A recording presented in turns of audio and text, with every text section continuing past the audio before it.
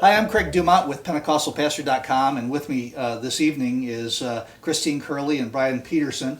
And I'm sure that you're probably familiar with Brian. He has been with us many times, has some very popular programs on our site. And Christine, his wife, good to have you with us. I know that tonight I'm going to try to be concise and get everything in. An interesting topic. I understand I'm interrupting your date night, so Yeah, it is. I am thankful that you guys would take time to be here.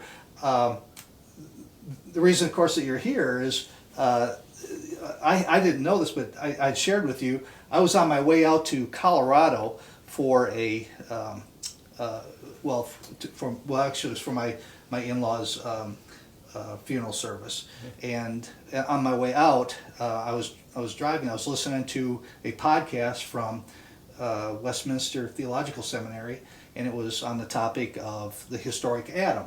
And as I was listening to it, the speaker made reference, said that they had, that he referred to an article dealing with Adam and Eve, specifically Eve, dealing with about the curses, I guess you'd say, in chapter 3. Yeah.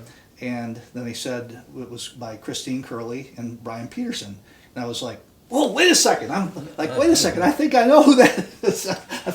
Was that really who I thought they said? And so I backed it up.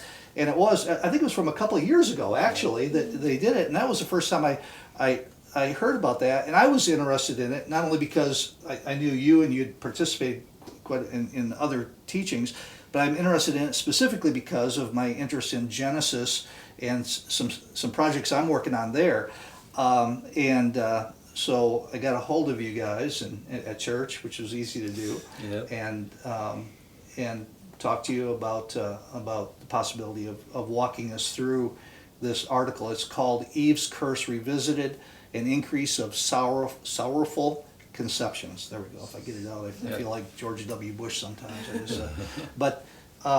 So first of all, would you kind of give me I have a couple questions for you, like I said, but give me an idea, or tell me what was the genesis, so to speak, of this article. Well, I'll let my wife actually talk about that because that was her idea. Yeah. So I was in a Hebrew class at seminary, and we were translating Genesis, and I was just auditing it. So I had done the translating, but I was sitting through and I was listening to our professor, and he's a dear friend of ours. He's wonderful. Mm-hmm. And so we'd stopped on this verse, and because it's a difficult verse. And we were going through, and he was explaining why we should translate it a certain way. And all of a sudden, my mind just started going. And I said, Glenn, couldn't it be sorrowful conceptions in the sense that women deal with miscarriages, mm-hmm. and women deal with that pain in such a different way? And he stopped for a moment, and he said, did you read that somewhere? And I said, no. I just kind of came up with it right now. And he said, no, that would make a lot of sense. So from there, we just started doing the research, and the more we read it and the more we saw it in context, we realized that we like ours better. Yeah, no, before we go any further, I enjoyed the article. In fact, as I read it, it made perfect sense to me, and it kind of lined up with every way I had thought about Genesis anyway. And I thought, well, yeah, that makes sense. But my first question when a brand new interpretation comes up is, is this okay? And I will tell you, there's just a little bit of a thing there, because you start the article off within like 2 paragraphs of saying that Genesis 3 has been used to oppress women or something for centuries. Right, yeah.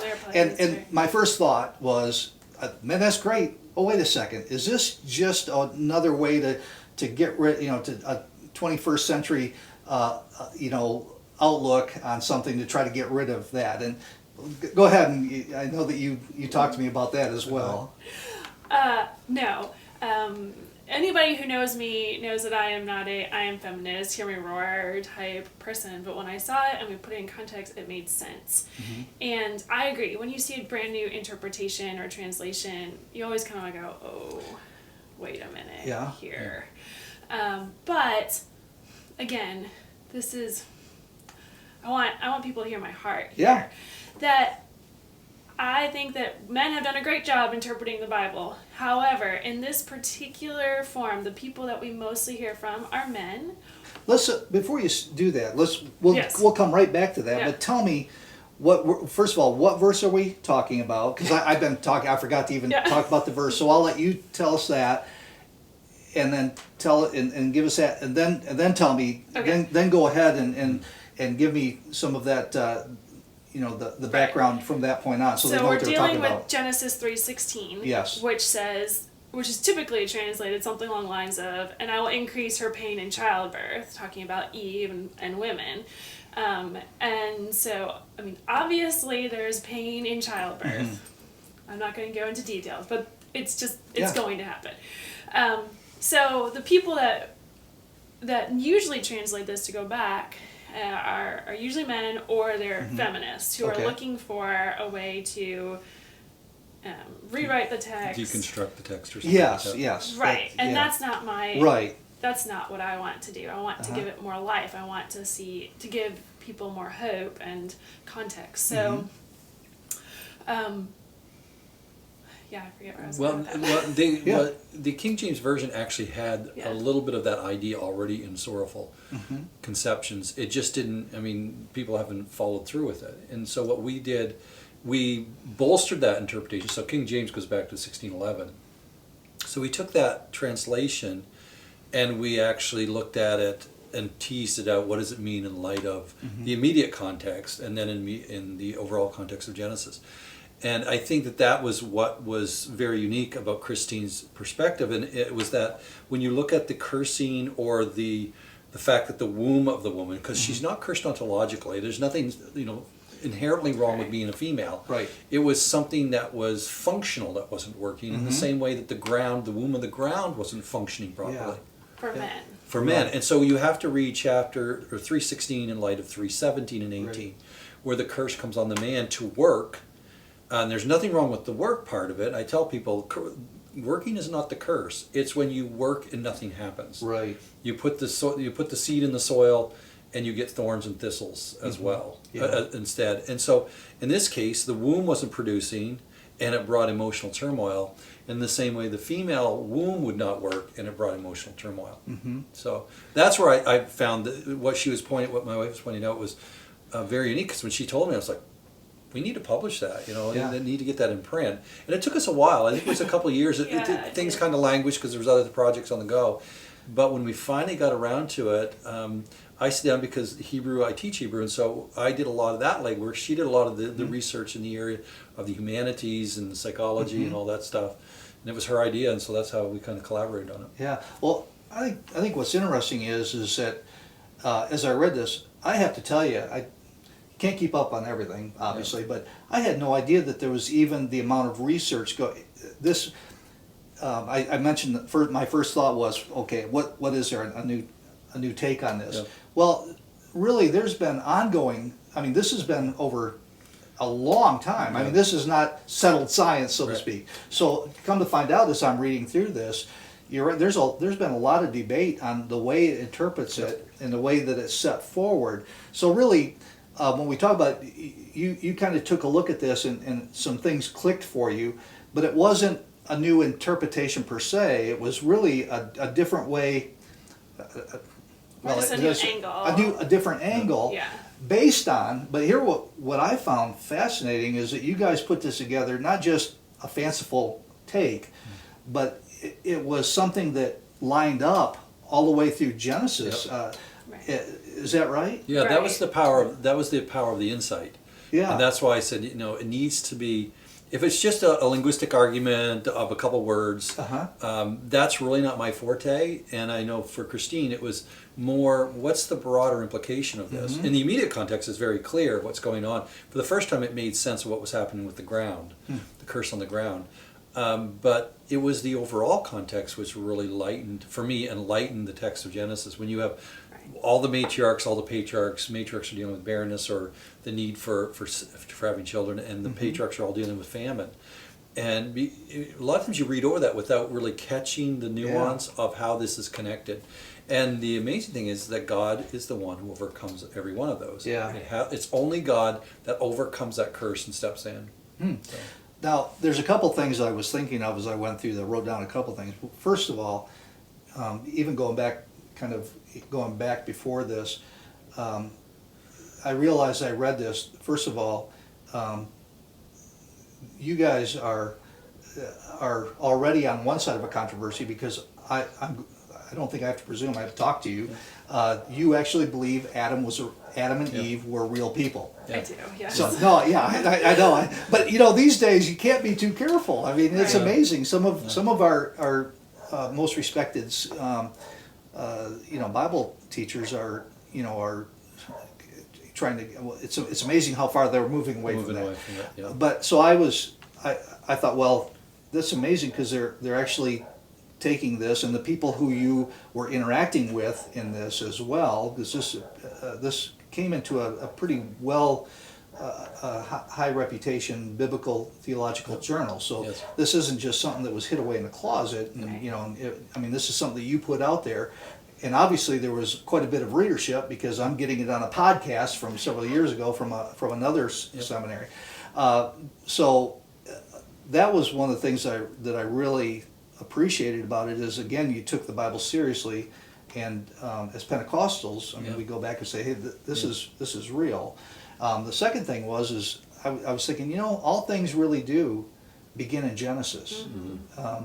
And you mentioned in here, I'd like to talk about some of this. You talk about some of the social sciences and things, but the beginning of psychology is here. I mean, if you don't understand Genesis and Adam and Eve, Right. then all of your psychology is going to be screwed up from that point on. And I was looking at this, I thought that has immense implications for psychology, and you touch on a lot of that for with the studies about how women Deal. would deal with that. I'm sorry, I'm kind of jumping back and forth on some of this stuff. It's just coming as I'm thinking about it, but it has to have implications, real life implications, that it's not just simply saying, okay, here it is. I mean, it actually has real life implications to the way that we go about being Christian, I would think. Yeah. Right, and even just human, and how husbands and wives Yeah. interact with each other, and why sometimes we don't understand each other, or why something hits a husband harder, or why something hits a wife harder. So in the case of childbearing, when a woman can't conceive, obviously a husband will be upset and saddened, but it's not the same, because it's not something that happens to their body. Whereas the same thing where when a husband can't find work, again, the wife is upset and sad, but it doesn't affect them in the same ways, and then how you can work together for that. Yeah, it sure does. You both, so let's put the whole thing together, because there's several parts of this. Of course, we start with Adam, and the ground is cursed, and he's going to have to earn his living by the sweat of his brow, which I forgot the term you used. One curse is then backed up with another curse. I can't remember the technical name that you guys. I had to look it up on dictionary.com and do the how do you pronounce that name? About 5 times. But regardless of that, you point out that there's kind of the curse. Then there's the or the point. It doesn't have to be a curse, I guess, but the point, and then the second point, and then not only is there a second point, but it even takes it farther to explain it. Yeah. So start with Adam and his, and then can you just walk us through that with for a the minute? curse on Adam? Yeah. Actually in the Hebrew, he's going to have to work by the sweat of his nose, where the sweat comes down and drips off his nose as he's working. They translate it as sweat of the brow, but literally it's the sweat of the nose. And like I said, the work was never the issue, because we were made to work the garden. Adam and Eve were put in the garden to work, so the work wasn't the issue. The problem has been since the fall of planting the garden or planting food and it not growing. And so for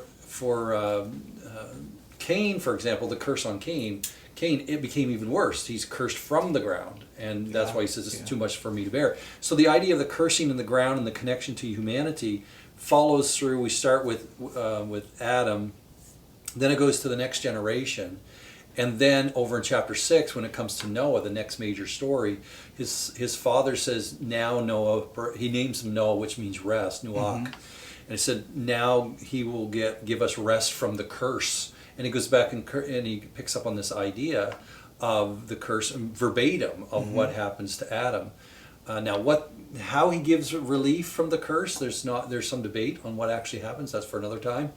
But then the next story is Abraham, and what does he deal with? He deals with famine, not being able to provide, and Lot later. And then it goes to each one of the patriarchs, from Abraham to Isaac. He deals with famine. He wants to go down to Egypt, but God says no. Then you have Jacob, who deals with famine.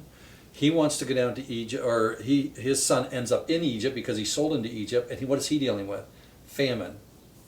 And then ultimately God allows Jacob to go down into Egypt. And of course, it affects all of Jacob's sons and daughters.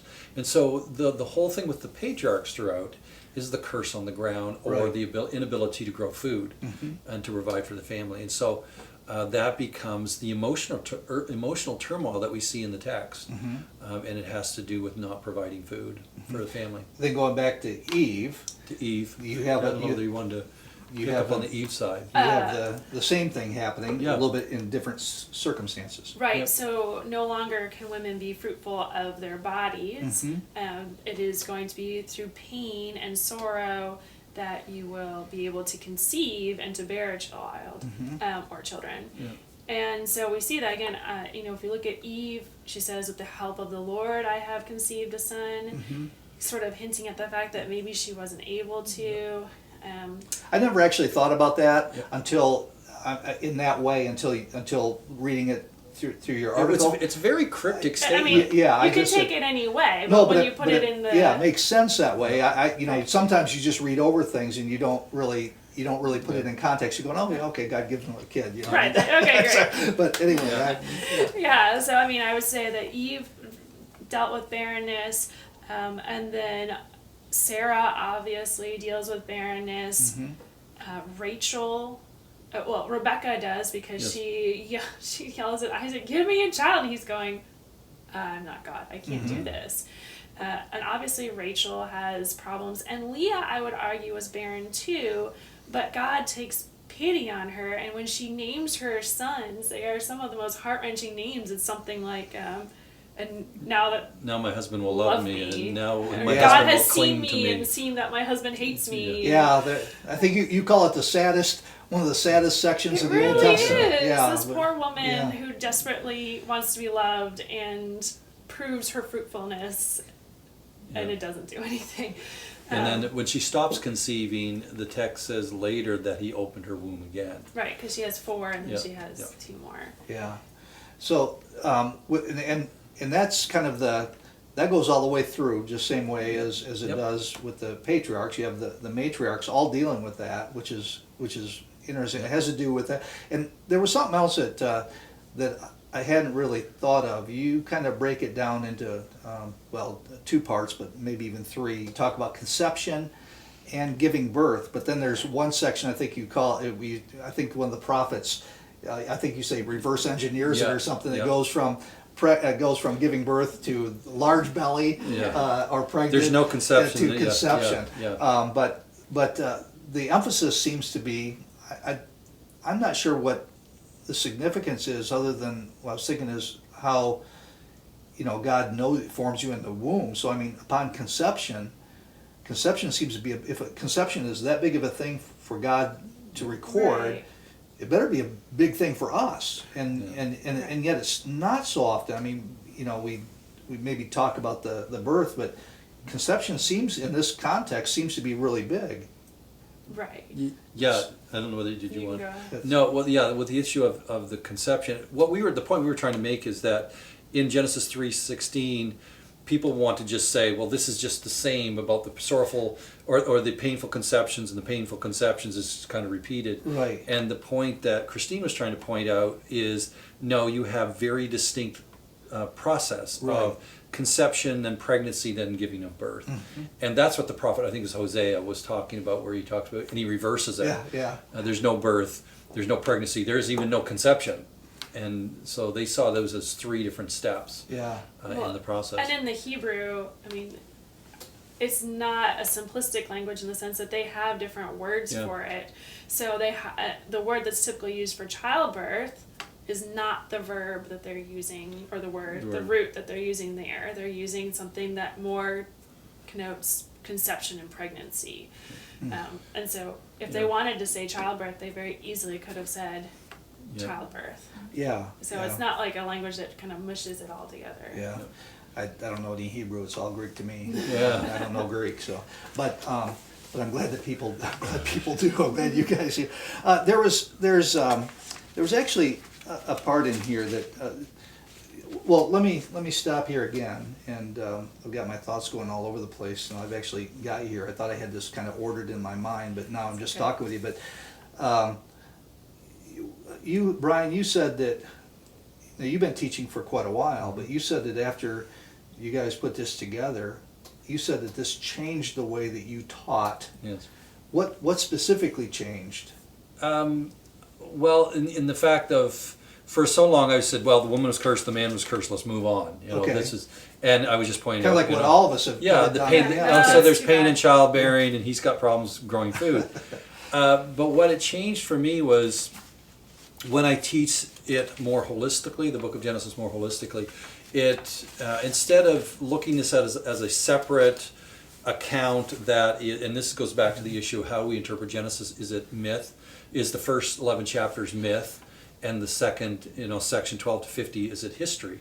And I said, well, when you read this text, it's wanting you to read and interpret everything through the lens of what happens in Genesis 3. Yeah. And so for me, Genesis 3 becomes the linchpin of understanding why all these things are happening in the patriarchal and ancestral narratives.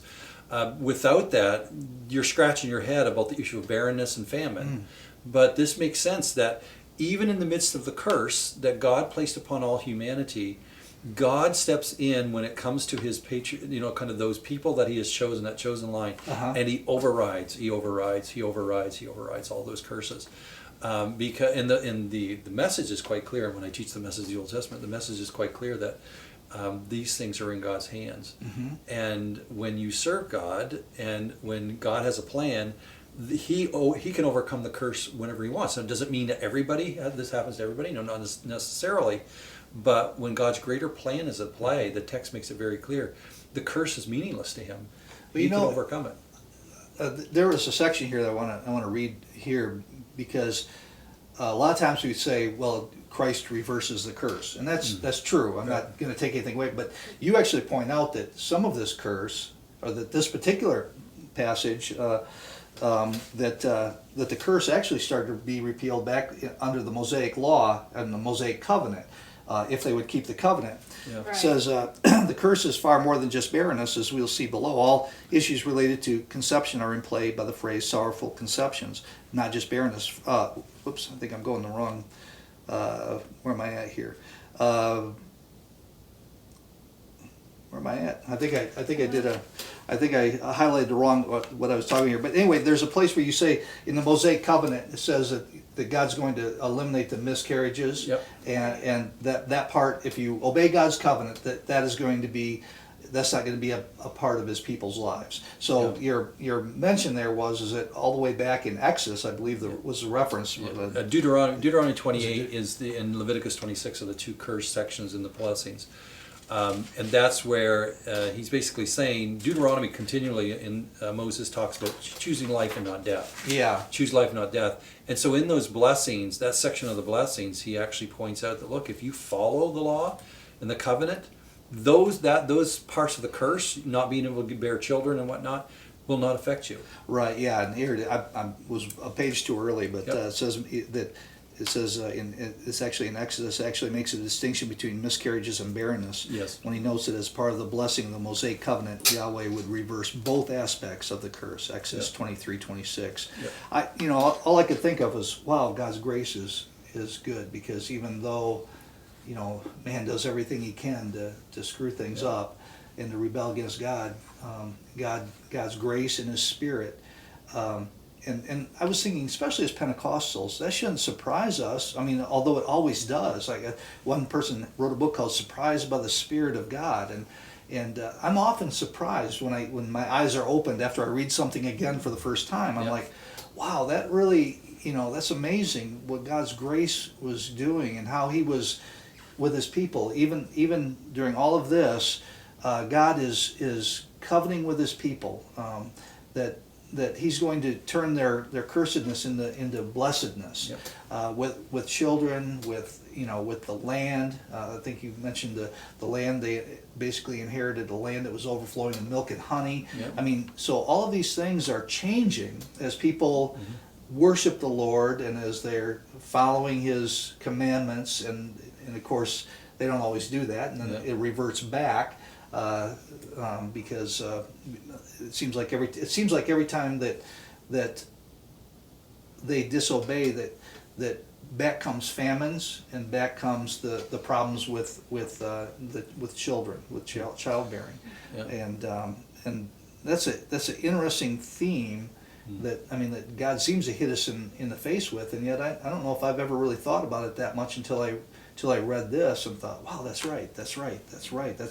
And one of the things that I'm not gonna put this on you guys, but I will ask your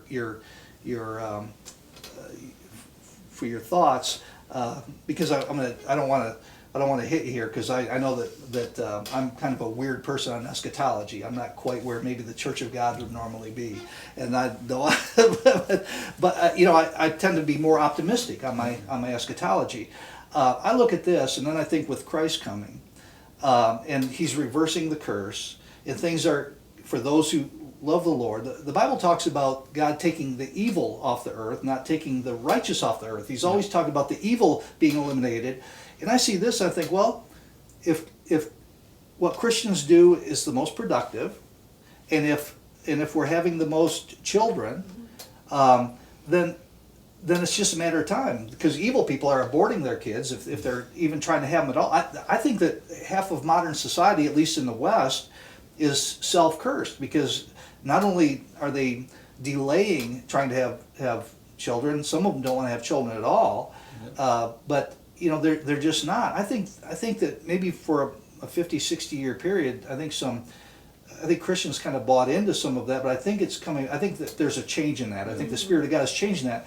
But with that said, as you see that it's being overcome in the Old Testament, what happens under the New? I mean, it becomes much more. Things become much better, right? I mean, because it seems like for me, and that, again, I don't want to impute anything of my thoughts to you two, but it seems to me that we are so pessimistic. We keep thinking that the world is basically going to hell in a handbasket. You look around right now, and sometimes it seems that, but there's always been times like these, and the Bible talks about how God's kingdom, even when we don't see it, it keeps growing and growing and growing, and it may not be out there, it may not be blaring trumpets where you can look at and see, but quietly it would seem to me, reading this, that the conclusion, or that some type of outwork of this, practically speaking, is that Christians are, that as that curse is rolled back, Paul talks about it being rolled back, and the more people become Christians, the more it's rolled back, the more the glory of God is done. It might not be quick, it might not be noticeable, but all of a sudden you wake up, you go, wait a second, what's happening here? Everything is changing, and things are getting better, not getting worse. And I know that's a weird thing for me to say now, with everything really doing that, but am I missing something, or? Well, I mean, You can go ahead and there say are modern that I'm stupid, I don't commentators. care, right? No, there are some modern commentators have pointed out that fact, that Christians, as a general, conservative Christians have a tendency to believe that the blessing of children and having larger families is something that is from God. And so, I know for us, we have 5 children. We probably would have more if it wasn't for our age. But you guys are young. Come on. Having the blessings of children. But you're right. In this, from a secular perspective, they've done the studies, and that at the rate that conservative Christians are reproducing, compared to liberal, the liberal unsaved segment of society, and how they're getting rid of their children or not having children, within a couple generations, the numbers will be so lopsided. If the children, from the Christian perspective, grow up with that perspective, Right. it will be we will vastly outnumber the left. And that is, again, going back, that is a blessing. Yeah. And yet it seems like Christendom has bought in so much to today's, it's too expensive to have kids. And by the way, I've got 8, so you got 3 to go. Yeah, 3 to go. But actually studies have actually shown that that the more children you have, at least everywhere that it's not like where you're not killed for your faith or something. But I mean, in any culture that is even like a communist country, the more children you have, actually the wealthier you are. The children are not wealth destroyers; they're actually wealth creators. And the Bible talks about us as parents, shooting them forward as arrows into the future. So it's as I was reading this, I thought this is really interesting, because I was thinking of so often, it's almost like so many Christians, they think that I don't know how many times I heard when I was pastoring a church, pastoring a Pentecostal church, they go, "Are you Catholic?" I'm like, "You have to be Catholic to have a lot of kids," But anyway, it just seems like there's been a bias against at least more than 1 or 2 children. I mean, in the United States, we're down to less than replacement. Right. I mean, in a lot of them, 1.6. and it's sometimes I just think we're self-cursing. But on the other hand, I think that it's the wicked that are, because the wicked are aborting all their kids, and they don't have a future. No, and it's a lie that people buy into, and it goes back to things like what happened in the garden. Did God really say? Yeah. Are children really a blessing? I mean, you're tied down. You can't have your lifestyle anymore. But you find so much joy in having children that it's. So there's a. This is going way back again, but kind of an area that you cover a couple times. I just want to get you take, because I guess maybe I think maybe it has happened. I obviously it must have, because there's always bad eggs, and no matter what, whether it's Christian, no matter what it is. Yep. But you mentioned a couple times that this verse that we talked about, that it has been used to kind of develop a hierarchy and putting women in their place. I don't know. I guess it has. I would think that that's been more in the last maybe 50. I think that's almost a modern thing rather than an ancient thing, because you look at the history of Christianity, and boy, at least from a Christian standpoint, I mean, there was an immediate elevation of women all the way through, and there was Paul starts talking about the way that a husband treats a wife, and don't you mistreat her, because that's like mistreating your own flesh, and that marriage represents you. So I think there may have been bad teaching that came out of that, but I don't know. I just think maybe the relationships that you were talking about, the way that we develop relationships, become strained and like that, and maybe even, I don't know, but is that, how does that play out now? How'd that play out in terms of the patriarchs and matriarchs?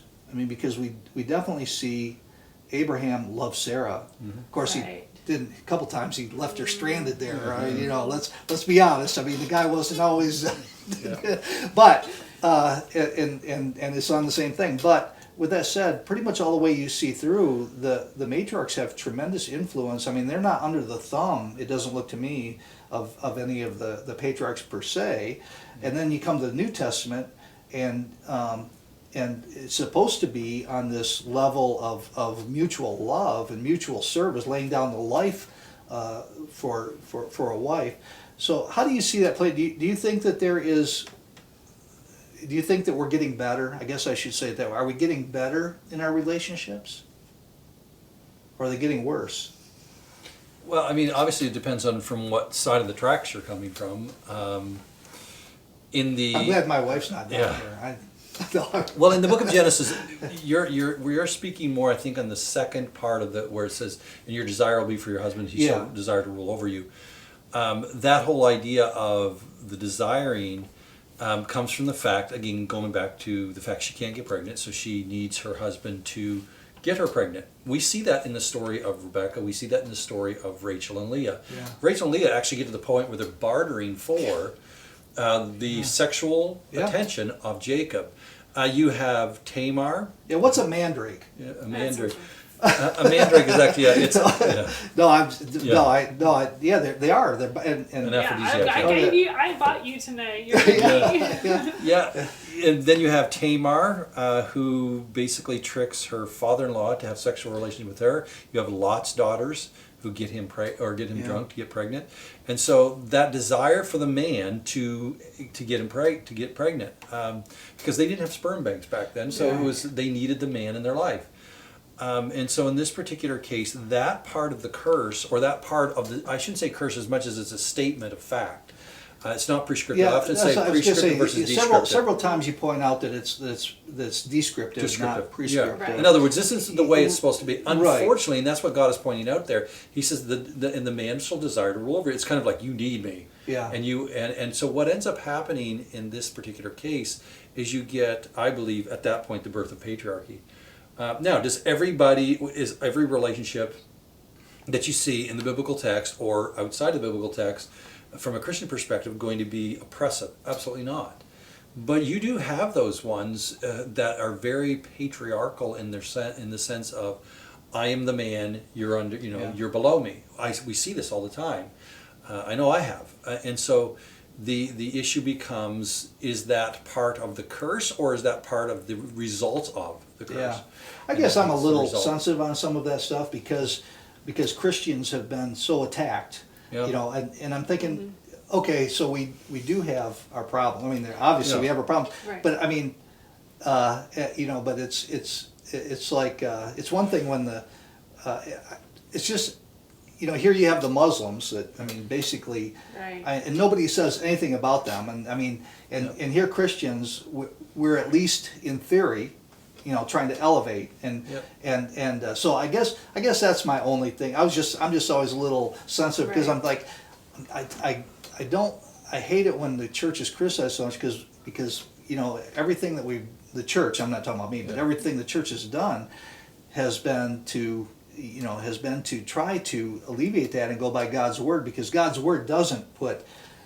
oppress, and so when people go to the Bible, only go to the Bible says it. And I guess that was your point, was that scripture had been used illegitimately, because but I've never really but you have to be careful. We're not necessarily talking about the church per se, but just remember that the curse comes to all humanity. Right. So we do see it in Islamic traditions.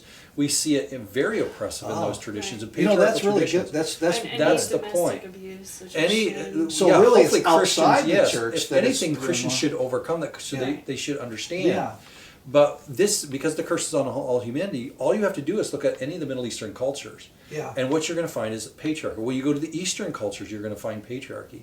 In other words, women are put under the feet. Where does that come from? It actually comes from the result of the fall, I believe. And if anything, the church should be the one showing, look, this is descriptive, not prescriptive, and this is the way it is. Paul's trying to overcome that. But even Paul knows hierarchy. And there's not the issue of hierarchy as much of control. And that's why he says, husbands, love your wives, as Christ loved the church. Right. And so, the church should be doing it correctly. Now, do we? We don't. But we are also part of the fall, right? Right, And so it's one of those things of recognizing that this is the natural outcome of it. Yeah. Is that the male is going to want to lord it over. Yeah. Well, that's so important, because really what we're talking about is kind of the development of doctrine. Yeah. And the church has always believed in a development of not a changing, not a there is Jesus didn't really rise from the dead. Not talking about, but a development of those core things. And in this case, it starts right with Adam and Eve, and then of course Christ refers all the way back to them and talks about marriage. So obviously this has a high priority for God and Jesus, and as you say, the Holy, especially as Pentecostals, I'm kind of jealous for Pentecostals because this didn't appear in a Pentecostal paper, Yeah. and I thought it should. Of course, and maybe we don't have quite the right outlets for that yet. Some of it's, so we have some development to go on there. But I just thought that this was really a great step forward. I'm not saying that just because I know you guys. I mean, it's something that's held my interest, and this came along at a time. Not only did I hear the name and inquire about it, I thought, well, that's actually something I'm really interested in right now. And this is, I think that this article, I'll put up on the screen where people can reach it or get a hold of it. And maybe I'll reach out and see if they'll let me repost it. I don't know. Sometimes they will. Yep. But I think pastors and anyone really should read this article. It really is a well done, well thought out, scriptural, and in context approach to doctrine and several doctrines. I mean, it could be marriage. It could be the doctrine of sin. It could be the doctrine of man. I mean, it's kind of all wrapped up right here, right at the very beginning. And this really, I think, was a great step forward. I'm thankful. That was a brilliant insight. Just one point that you had noted there. Christ goes back and references this passage when he the whole issue of marriage, not 3:16, but the fact that when he's confronted with the issue of divorce and remarriage, of being able to get divorced in Matthew. He goes back and he quotes chapter 1. He said, God created male and female. And then he goes over to 2:24 and he says, and for this reason the husband shall leave his mom and dad and be joined to his wife. That statement alone undermines the patriarchy, which was normally women went to the man's house. We look at Rebecca comes to Isaac, and ultimately Rachel and Leah go with him back home to Canaan. And so you have right at the beginning of that statement the undermining of what's going to be the curse later, which is the male wanting to dominate. And it's like, God's saying the man has to leave the mom and dad, because he recognizes that's going to be a problem for some men, to kind of cut the apron strings. I mean, they're not supposed to be in the parents' basement That's right. at 26. Not supposed to be in the parents' basement. and get out, and in other words, start your own family, start that next generation. Yeah. And so it was undermining that whole thing. And Christ quotes that particular passage when he's talking about marriage. Yeah. So we'll have to come back to that sometime. I'm definitely late on getting you out for your date. I'm thankful for that. And sometime we'll get back and talk about when we got our young people not getting married till they're 35 years old, and and I've got a son who's he's dating a girl, and he's like, I don't want to get married till I'm 29, and I've got my career and all that stuff. I'm like, you'll never be ready for it. Let's think about this, but that's for another time. But I'm thankful for you guys to take time out, especially out of your night tonight. Brian, you always are gracious to me with your time. Christine, thank you. I mean, I've taken up, I think, 2 or 3 Sunday mornings when you were trying to listen to a sermon, and I got out there and started talking to you, and you've been very gracious. And again, thank you for this article. Great insight, spirit-directed insight. Good for Pentecostal to come up with it. Yeah. Thank you, guys. No problem. Thank you.